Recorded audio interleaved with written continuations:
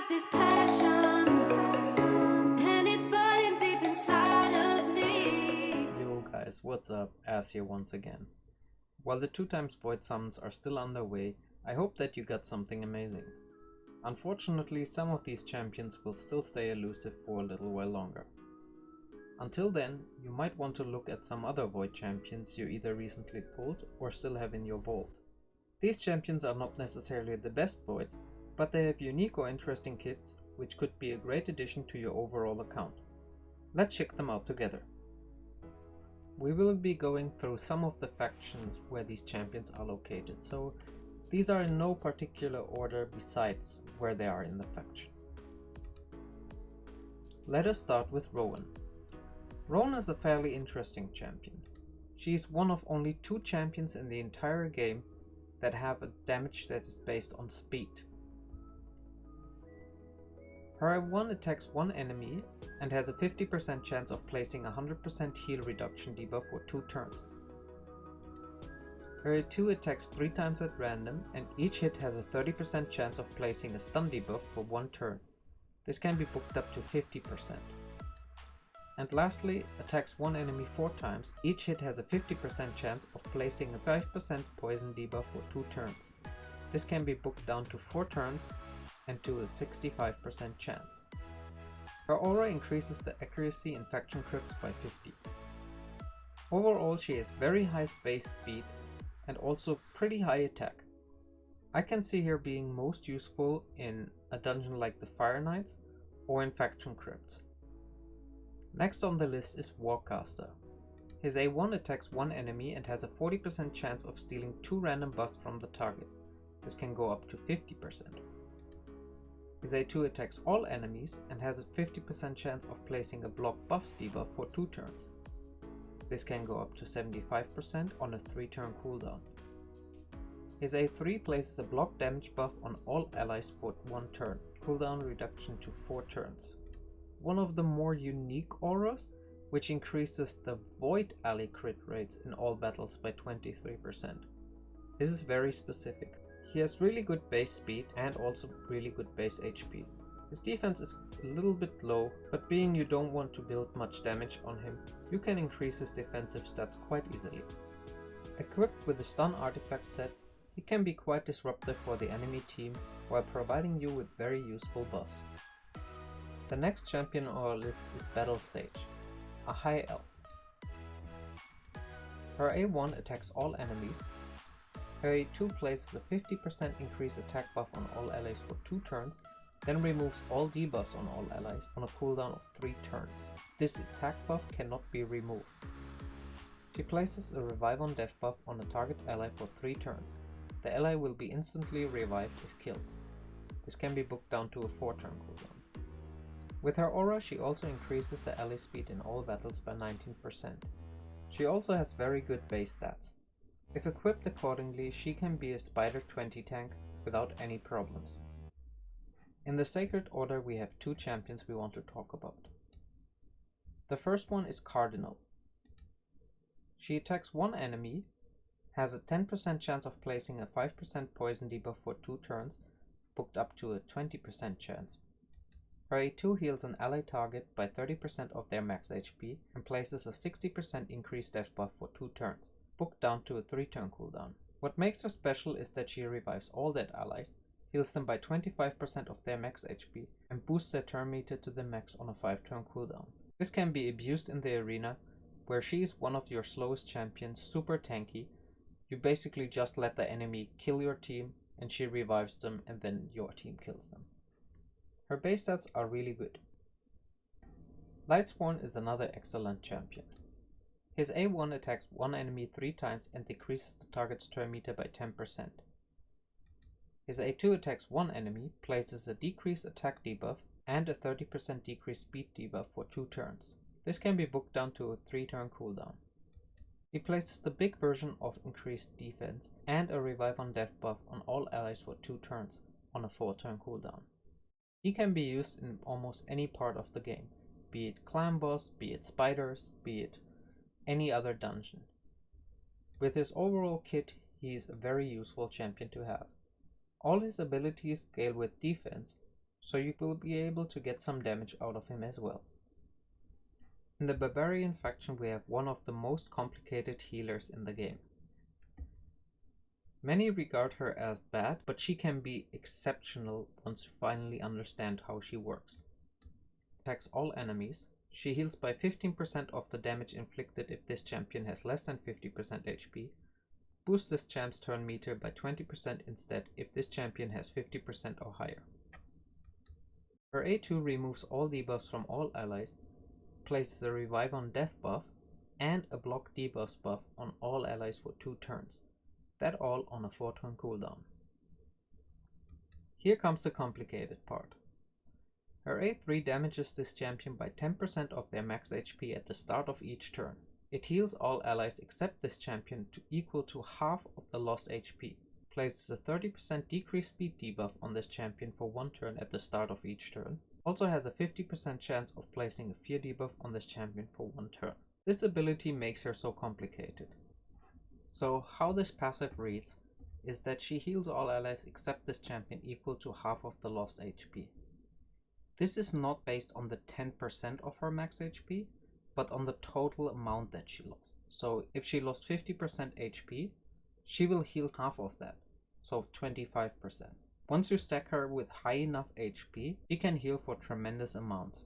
The decreased speed and the fear debuff don't really come into play that often because she has this block debuffs on all allies for 2 turns.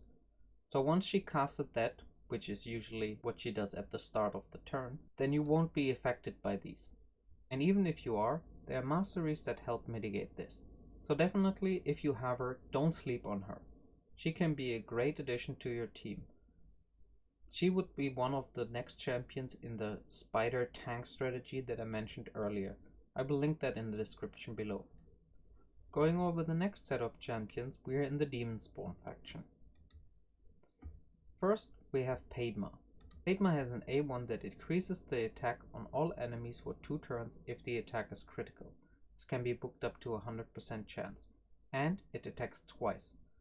So the chances, you don't even have to build her with 100% crit because she attacks twice. It would be better, but not 100% necessary.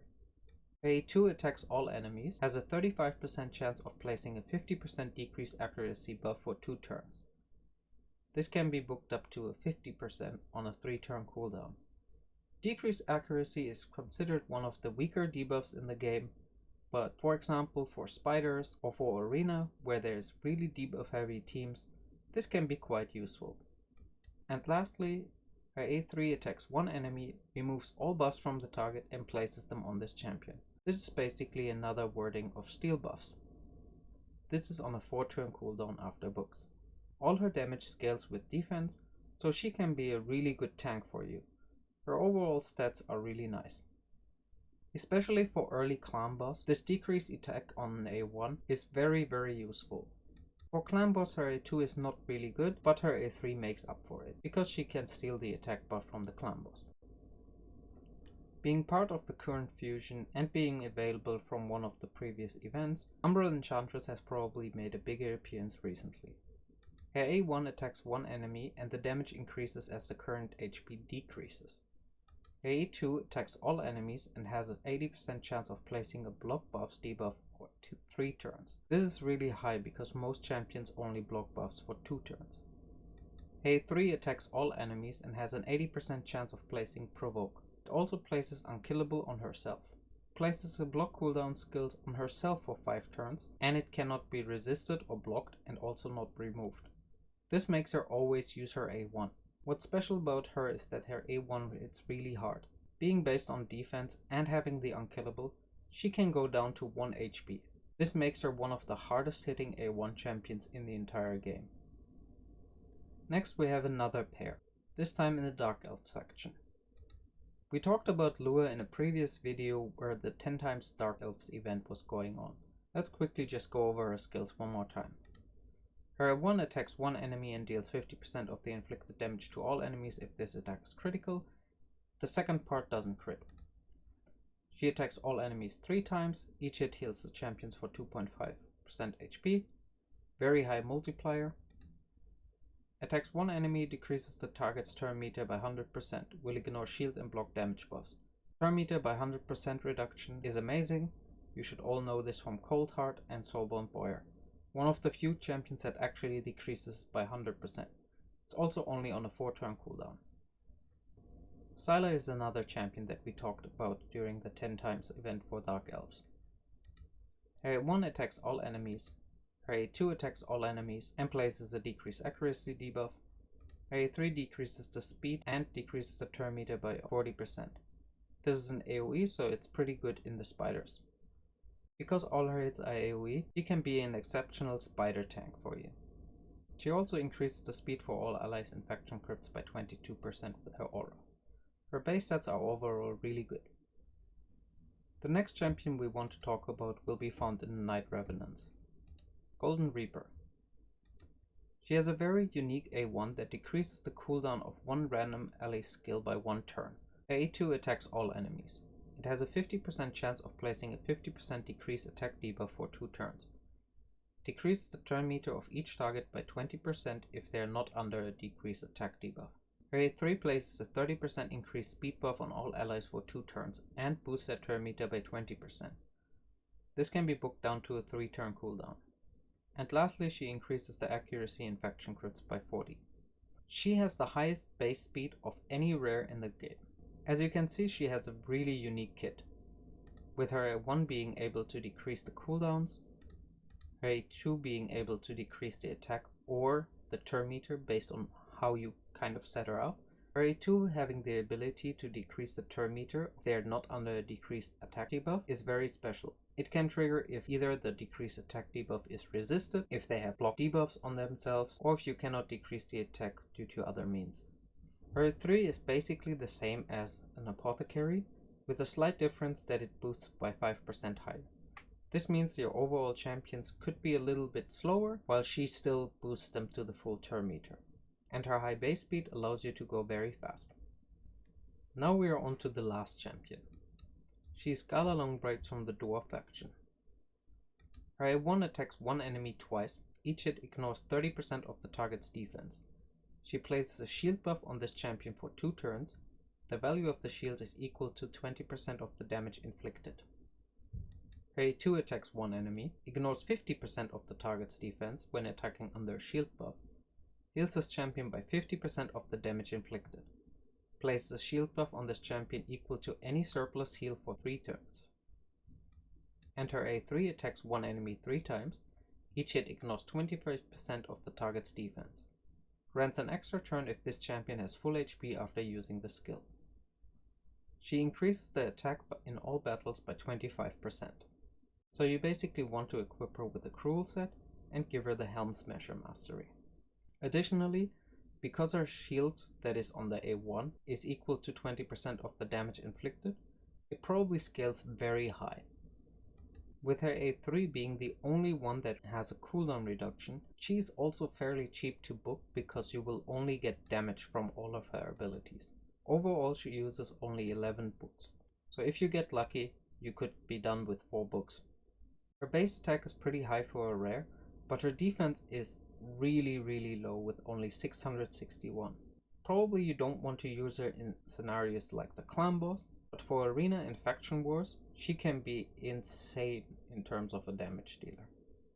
If you have her, please give her a try. And there we have it. Some void epics that are definitely noteworthy. If you're still summoning and get one of these champions, don't be too fussed about it. A lot of these champions can be very good, if not exceptional, if paired in the right teams. If you enjoy videos like this, please consider subscribing. I will see you in the next video. And until then, peace out. Got this passion.